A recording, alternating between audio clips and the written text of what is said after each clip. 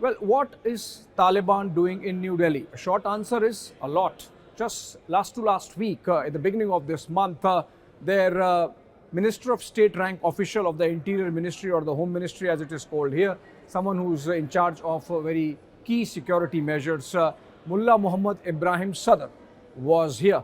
And the details about his engagements remain classified. It's not to be discussed. The reason is that we still don't have official diplomatic relationship with the Taliban regime in Kabul. But under the radar, a lot is happening between the two sides. For one, India has re-established contact at the highest levels. This year, in the month of January itself, our Foreign Secretary Vikram Misri had a meeting with the Taliban's and the Kabul regime's Foreign Minister Amir Muttaqi in Dubai, in the United Arab Emirates. And apart from that, a tremendous amount of humanitarian assistance has started flowing in again into Afghanistan to take care of the people there, with whom India has had traditionally very strong, durable, enduring relationship. There was a hiatus, and the hiatus was after Taliban took over the government in Kabul, after the Americans left and the earlier government melted away. And India at that time realized that we were in a very delicate situation. We did not have a relationship, an ongoing relationship with Taliban, despite the fact that we had sort of an observer status during the Moscow process, where two of our diplomats were present when the talks were going on between Taliban and the Russian establishment at that time, to sort of facilitate their integration and their coming back to power in Afghanistan. That was obviously because Americans were in a mood to leave, and the situation was emerging that the vacuum obviously would be filled in by Taliban. Also, whatever process was going on in Qatar, Doha, the Doha process as it was called, India had some kind of outside ringside view into it, but beyond that there was nothing. So when the Taliban regime came over into Kabul in 2021, 15th of August to be precise, there was a vacuum. Indian mission staff had to be evacuated and everyone left, and so there was this vacuum. Subsequently, by and by, as things emerged, Pakistan thought that they had got their strategic depth, which was never the case, and the relationship between Taliban and Pakistan went downhill.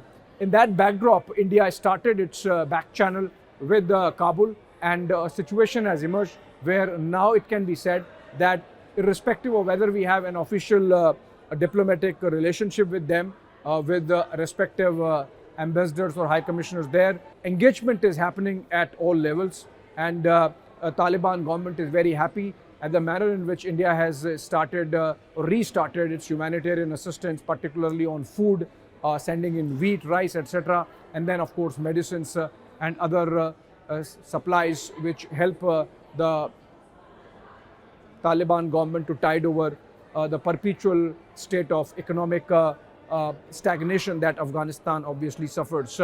Now, look at the other dynamics. The relationship that Pakistan thought is all enduring has really nosedived, and with the Tehreek-e-Taliban Pakistan, or the Pakistani Taliban, into play, the situation on the Durand line, as it is called, has worsened, with the Tehreek-e-Taliban making it clear that they are going to go after the Pakistani state, and particularly the Pakistan army, and they have been doing so. The Khyber Pakhtunkhwa province is absolutely in a state of rebellion and chaos, and the writ of the Pakistani state does not run there as much as it does not run in Balochistan. So these two provinces there in the western part of Pakistan giving a lot of trouble to Pakistani government and the Pakistan army.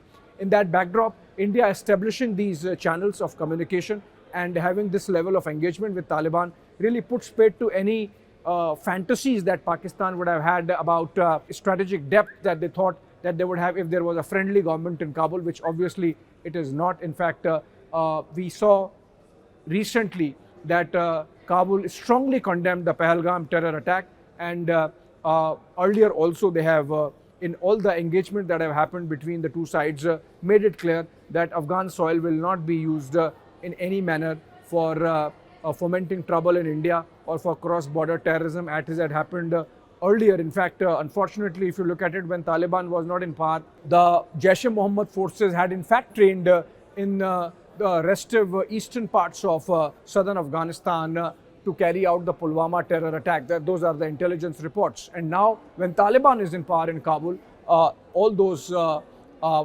terror facilities that existed for Pakistan to use Afghan soil and to deny, keep the option of deniability whenever a terror attack would be launched in India. So those Lashkar and Jaish cadres training in Afghanistan, that's been plugged. And that should be called or seen as a significant diplomatic achievement for India for having turned around our relationship from zero to a level where Afghanistan under Taliban is refusing to play ball with Pakistan if it comes to harming India's interests.